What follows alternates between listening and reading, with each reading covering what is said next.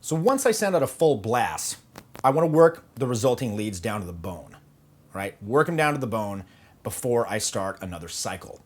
So this means I'm going to be winnowing them down through the funnel, to the number, to the meetup, to the close. And I'm going to shake the whole list out until it's done. And then and only then do I begin the cycle anew. Now, before I do that, however, I will follow up on fizzled leads in the name of due diligence. And what I'm talking about here are girls who stopped responding to my messages or my texts.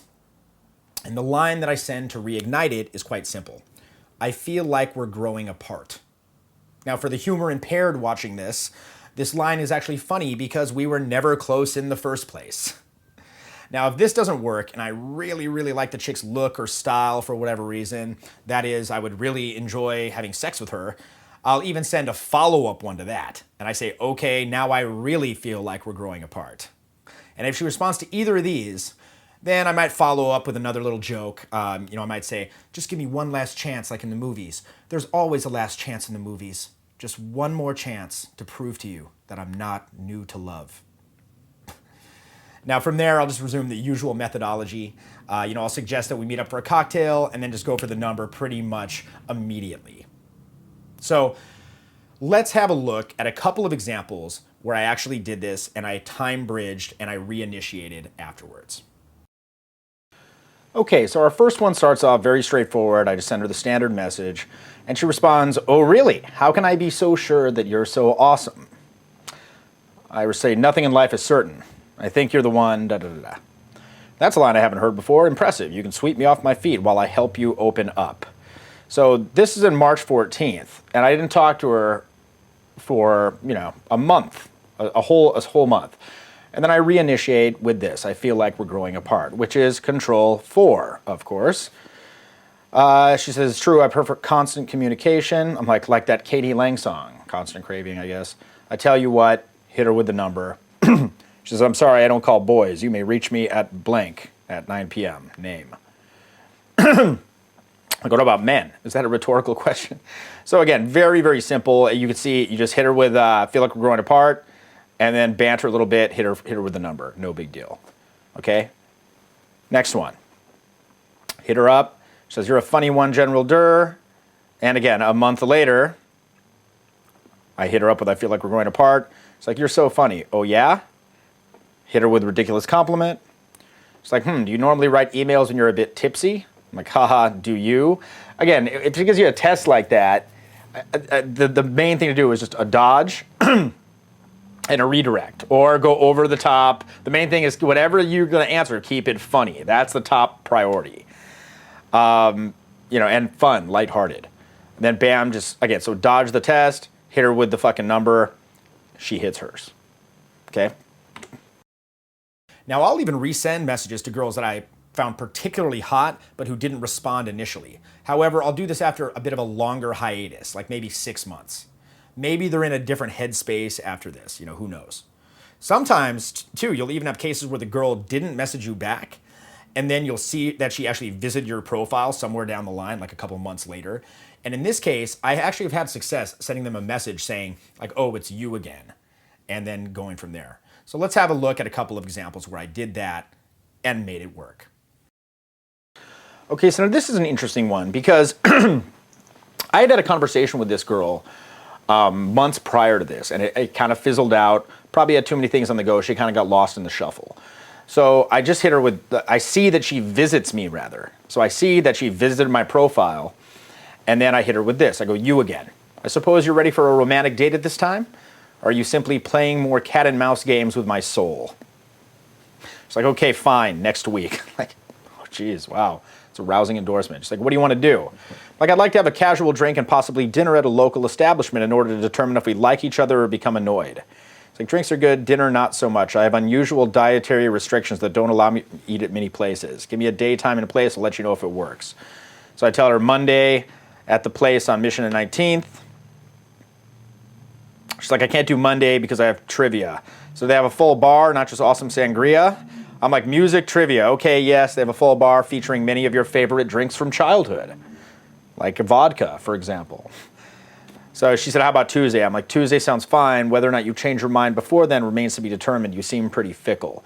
Now, she does seem pretty fickle because we've waffled back and forth on this in the past, this going out, me and this girl and I. However, again, these days I probably wouldn't say stuff like this because this is basically saying that I'm expecting her to flake, which subcommunicates that I get flaked on, right? So she's like, you're right, I am fickle, but I'm not a dick, so I'll plan on it. I'll be sure to let you know in advance if anything changes, but it should be fine. I'm like, you fine, girl. And then on the day of the date, Tuesday, she's like, cha-cha-cha's 8 tonight. I'm like, yeah, I'll be sitting at the bar, look for the dead rodent haircut. Okay? So now this is a very interesting one because,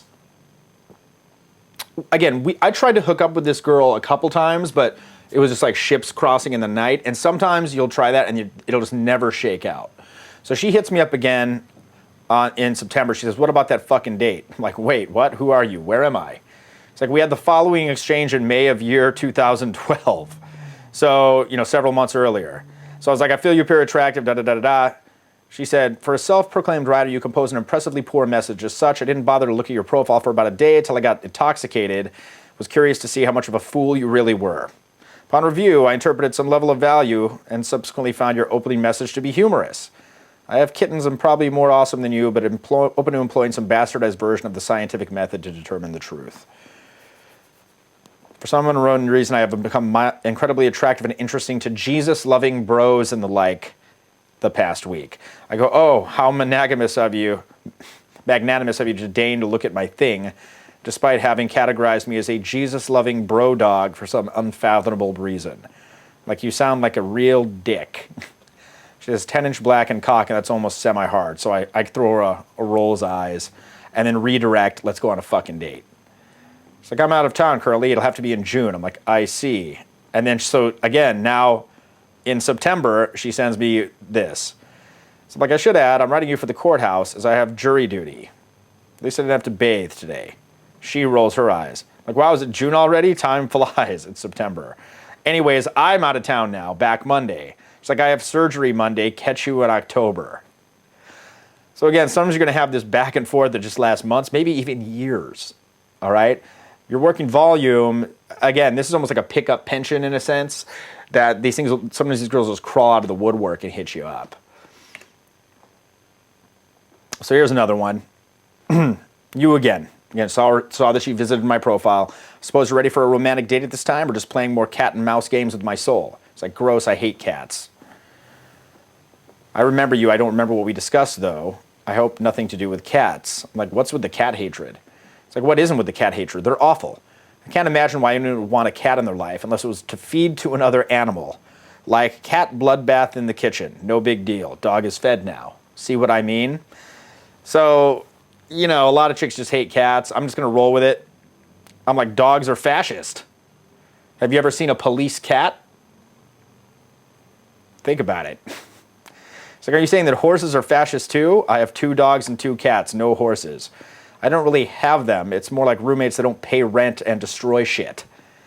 So again, I dodged her little shit test there, and then I redirect, let's go on a fucking date. Sounds delightful. What'll we do? Unprotected sex.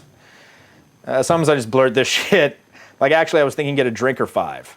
So I'm experiencing un peu de déjà vu ici. Can I already have had 4 drinks before we meet, and then we'll meet and I'll have number 5, obviously followed by unprotected sex? It's the natural order of things.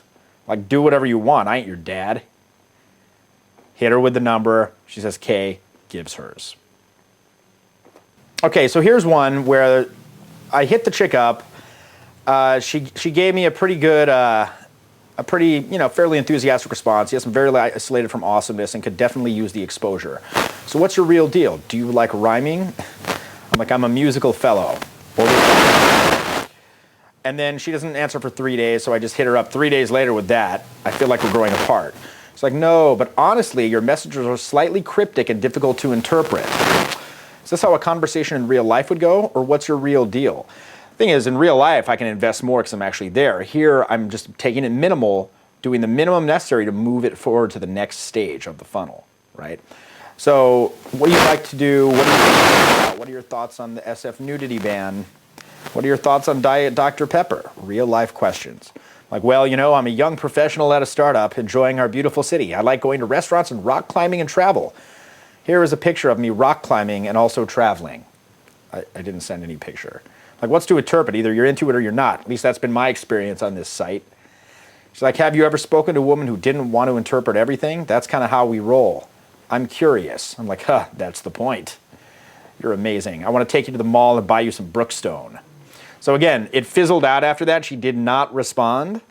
And then 4 months later, I see that she visited my profile. So then I say, you again. I suppose you're ready for a romantic date at this time, or are you just playing more cat and mouse games with my soul? Because I'm ready to get real. It's like, I know I'm the worst, but I was getting way too many messages from people asking if they could massage my feet. Yeah, sex weirdo, right? So I quit online dating. Now I'm just, trying to get better at life. What's your deal? Getting real? So a lot of times you'll see this. Girls will just take a break from the site. I mean, I do it myself, right? And a lot of times they'll hit you up later. So be open to know what to do when you see that visit. Again, send her you again and something da-da-da-da, right? I'm in Vegas getting a tan, back next week. I believe I should like to take you for the romantic date. No foot shit involved. She's like, all right, I'm in. I believe in magic. Okay, here's my number. Really, you can text me or give yours if you don't like going first. Again, nowadays, I just put what's yours. Keep it simple, right? I'm always refining things down to distill it down to be more concise, more succinct, more to the point. Okay, so here's one more. Hit her with the standard message. Exposure to my awesomeness. Howdy, are you offering to expose yourself to me? Fresh. I say, OMG, don't be vulgar.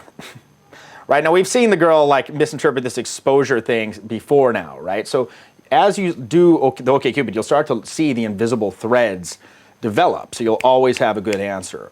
So I just hit her again. It's a bit of a shit test in my opinion. So I'm like, don't be vulgar. She's like, moi, hardly. I'm tasteful. More tasteful than a mushroom risotto. I actually went to Mardi Gras last year. I was looking at my picture again. She saw that hook and she decided to talk about that, Mardi Gras. Bought a ticket to New Orleans and didn't realize it was for Lundi Gras. Lundi Gras. I'm like, and then what happened? Did you expose yourself? The beads or whatever. It's like, to culture, yes. I'm like, to culture? I'm in Las Vegas at the moment, the epitome of American culture. Perhaps you should go on a romantic date. She's like, okay, I love, apparently there's a book called Magic in the Mist. It's like, I love unsuccessful wizardry and romantic dates. So some time passes, and I hit her up again. I feel like we're growing apart. Like, she's like, do you want to get a drink on Saturday or Sunday night? I'm like, perhaps Sunday would be good for such endeavors. Here's my number. She's like, boom, here's mine. Dunskies. I find that generally these cycles take about a month or two to complete. And I'm talking about from the initial message blast to the going through the replies to the message convos, then the setting up and the going out on all of the actual dates. By the time that you've shaken everything out, it's usually a couple months have passed at this point. And this is actually good because what it does is it gives the site time to repopulate. And that couple of months seems to be sufficient so that you're not seeing the same old hoes on the site, right? Like, everywhere I go, I see the same hoes, right? So after that, I'm gonna repeat the cycle and start it out fresh. So now, let me go over some of my personal kind of ballpark stats to give you an idea of what you might expect once you get this all dialed in. I'd say that from your initial message blast, a 20% response rate, like 20 out of 100 would be pretty excellent. Although I've had as low as 7%, and that's fine too. Again, the volume makes this irrelevant. Provided you're working the requisite volume, you're still gonna have far more leads than you could ever need. Now, out of those that respond, half of those will result in a phone number, and half of those will typically actually meet up with you. And then I typically have an 80% close rate by the second date. Now, sometimes I'll be doing way better than this, like just full killing it. But that's kind of cyclical, and it really doesn't happen all the time. And it probably won't happen too much, especially if you're just starting out at this. So bear that in mind. Now, also, remember that I'm being purposefully polarizing, right? Why is that? Well, simply put, I've been bamboozled way too many times on the date. Okay, so I want to ensure that I'm spending my time as wisely as possible. So that's kind of the underpinning of the whole thing. Now, on Tinder, your response rate to the messages is obviously going to be a bit higher. And that's, of course, due to the fact that in order to even speak with her, she had to swipe right and like you. So it is a little bit more of a warm approach in that sense. Now, as you're putting them through these tiers, they're blowing out at all stages, but you're also screening them at all stages as well. Remember, this is a two-way screening. You're screening her and you're forcing her to screen you. Okay? This is going to be important down the road, and we're talking about wasted nights, wasted time on these bamboozlement dates. So don't be shy of nipping it in the bud. At any step along the way, they can get snarky or they can try to deviate from the game plan, or sometimes they'll just kind of fizzle out for seemingly no reason at all. Irrelevant. The program rolls on. The machine rolls on. For example, I remember one time I said to this girl, I was going to meet her up for a date, and I'm like, wear something hot so we match. And she balked at it. She's like, what makes you think I'd be inclined to wear something hot for a stranger? And I was like, oh, again, that's a red flag to me, that she's not taking it romantic enough, not taking it serious. So I'm like, oh, actually, never mind. You sound like a pain in the ass. And I deleted it, right? So, again, be looking for those kind of red flags. I'll be testing that. I'll be probing for that. But at the same time, I am going to be somewhat flexible to an extent. So a bit of back and forth with the girl it's obviously good standard policy. But, sometimes you just get ones that kind of come out of the blue and message you, and you meet them the same night, and it's fucking done, right? And those lightning strikes, as I like to call them, are really fun too. They're really great as well. They don't happen a lot, but they're fun. I mean, it's similar to that phenomenon in real life game where, typically you want to ramp up physicality in a smooth and measured way so she becomes gradually accustomed to it. And that's obviously the rule of thumb, but occasionally you do get that kind of, again, whoosh, that lightning strike where you just lock eyes and it's immediately on.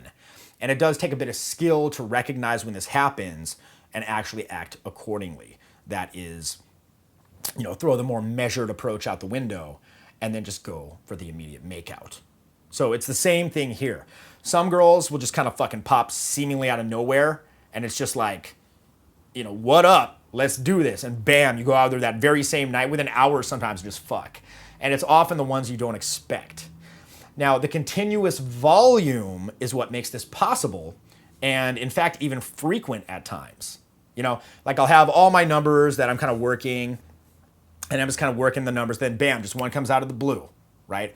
And I find that generally, as a rule of thumb, the more back and forth that you have with the girl prior to the date, the less chance you have of banging her. I mean, that's not entirely true, but again, keep things concise. This stage, the messaging, should only last as long as it needs to, no more, no less. Ultimately, think of it like this. The messaging phase on the actual dating site is similar to the initial pickup in the club, right? That's where you run the game, and that's where you actually get the attraction. Now, once that's done, then you're going to move things to the telephone, right? Where the sole objective there is then to simply arrange the subsequent meetup. So, having said that, get your mobile, get that shit charged up, and I'll see you in the next chat.